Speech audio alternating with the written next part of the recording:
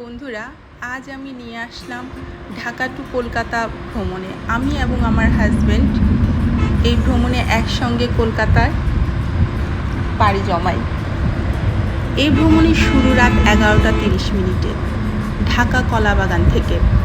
আমরা বাসে উঠি গভীর রাতে। সবাই ছিল উত্তেজনায় ভরপুর। নীরব রাস্তায় ধীরে ধীরে এগোতে থাকলাম পদ্মা সেতুর দিকে। সুন্দর রাতের অন্ধকারে পদ্মা সেতু পেরোনো ছিল দারুণ অভিজ্ঞতা। এই সেতু আমাদের দেশের গর্ব, শক্তির প্রতীক। ভোরবেলা পৌঁছে গেলাম বেনাপোল সীমান্তে। সেখানে ছিল ভীষণ ভিড় আর বিশাল লাইন। অনেকটা সময় দাঁড়িয়ে থাকতে হয়েছে ইমিগ্রেশন ও কাস্টমস ক্লিয়ারেন্সের জন্য। অবশেষে সব কিছু পেরিয়ে শেষ করে আমরা প্রবেশ করি ভারতের পশ্চিমবঙ্গে। কলকাতায় দুর্গাপূজা ওদের ধর্মীয় বড় উৎসব, সেটাও দেখা হয়েছে আমাদের। ভালোই লেগেছে। খুব জমজমাটভাবে ওরা ধর্মীয় উৎসব পালন করে। আগে সব সময় টেলিভিশনের পর্দায় দেখা হয়েছিল, আজ নিজের চোখে দেখলাম, বেশ ভালো লাগলো। এই সময় সবাই উৎসবে মেতে ওঠে, এভাবে কখনো দেখা হয়নি।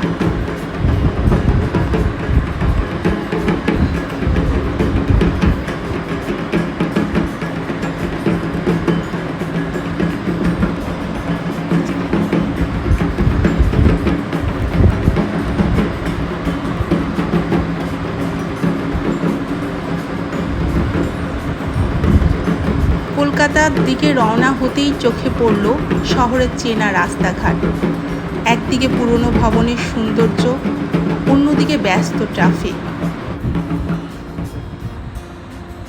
আগামীকালকে আমরা খেলা দেখতে যাব বাংলাদেশ এবং নেদারল্যান্ডের, তাই রাতে ইডেন গার্ডেনে একটু ঘুরে আসলাম। ভালোই লাগলো। নতুন পরিবেশ, নতুন মানুষ, নিজেকে খুব ভালো লাগছে। পরের দিন খেলা হলেও আগের রাতে বেশ জমজমাটি লাগলো। উৎসবের একটা আমেজ পাওয়া গেল।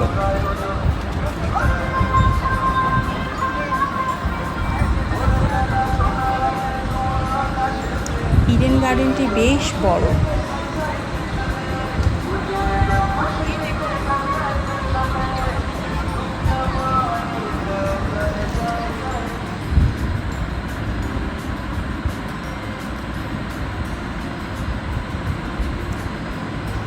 কলকাতার রাস্তায় সেই রিক্সা ভালোই লাগলো, তবে একটু কষ্ট হচ্ছিল। লোকটি ছিল বয়স্ক। তারপরও নতুন পরিবেশ, এক এক দেশের এক এক কালচার, আশেপাশে পুরনো বিল্ডিং, মনে হচ্ছিল কোনো হেরিটেজ দেখছি। Head southwest on Bartram Street towards Shoring Place, then turn right after Ram Mahal Bar and Restaurant. ট্যাক্সিগুলা, মানুষের সমারোহ, ভালোই লাগলো।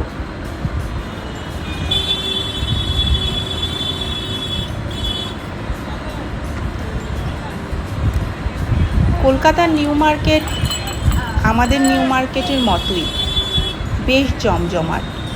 এখানে বিভিন্ন ধরনের মানুষের সমারোহ। সব ধরনের জিনিস খুব সস্তায় পাওয়া যায়। বাংলাদেশ থেকে ম্যাক্সিমাম মানুষই নিউ মার্কেটে এসেই শপিং করে। কলকাতার নিউ মার্কেট এজন্য বাংলাদেশের মানুষের কাছে খুবই জনপ্রিয়। বিশেষ করে যারা বিজনেস করে তারা এই নিউ মার্কেট থেকেই নিয়ে গিয়ে বিক্রি করে থাকে। আমারও ঘোরা হয়েছে, একবার না কয়েকবার এসেছি।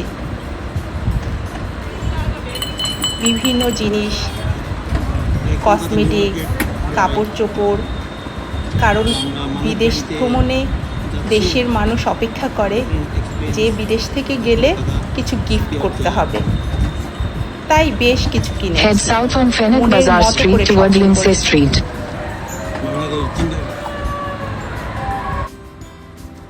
অবশেষে ইডেন গার্ডেনের বিশ্বকাপ 2023-এর ম্যাচ বাংলাদেশ বনাম নেদারল্যান্ডস। স্টেডিয়ামে লাল সবুজের ঢেউ, চারপাশে বাংলাদেশের গর্জন। আমরা গলা ফাটিয়ে চিৎকার করেছি। এক গর্বময় মুহূর্ত। যদিও আমরা হেরেছি, তাতে কি, নেক্সট টাইম অবশ্যই ভালো করব। তবে এটা সত্য, খুব আশা নিয়ে এসেছিলাম। ভেবেছিলাম বাংলাদেশ খুব ভালো করবে, এভাবে হেরে যাবে ভাবিনি। তারপরও বাংলাদেশের জন্য শুভকামনা। অন্য দেশে নিজের দেশের খেলা দেখা, এর অভিজ্ঞতা অন্যরকম। তাই সুযোগটা হাতছাড়া করিনি। শত ব্যস্ততার মাঝেও সময় বের করে ঠিক খেলা দেখতে চলে আসলাম। চারপাশে বাঙালি সাপোর্টার দেখে বেশ ভালো লাগলো, কিন্তু জিতলে আরও ভালো লাগতো। যাই হোক, এদিকে বাংলাদেশের পতাকা ভালোই লাগছে।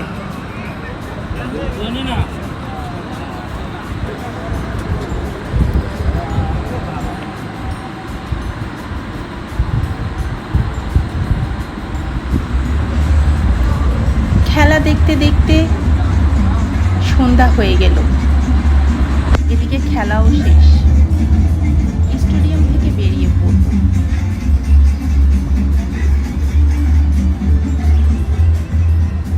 তারপরও বেরোনোর আগে একটু স্টেডিয়ামটা ঘুরে দেখলাম, বেশ বড়।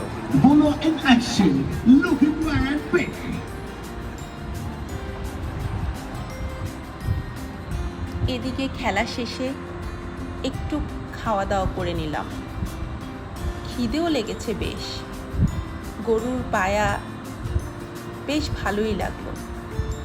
সময়ের জন্য বেশ কিছু ঘোরা হয়নি, তারপরও একটু ঘুরে ফিরে দেখলাম। আশা করছি আপনাদেরকে আনন্দ দিতে পেরেছি।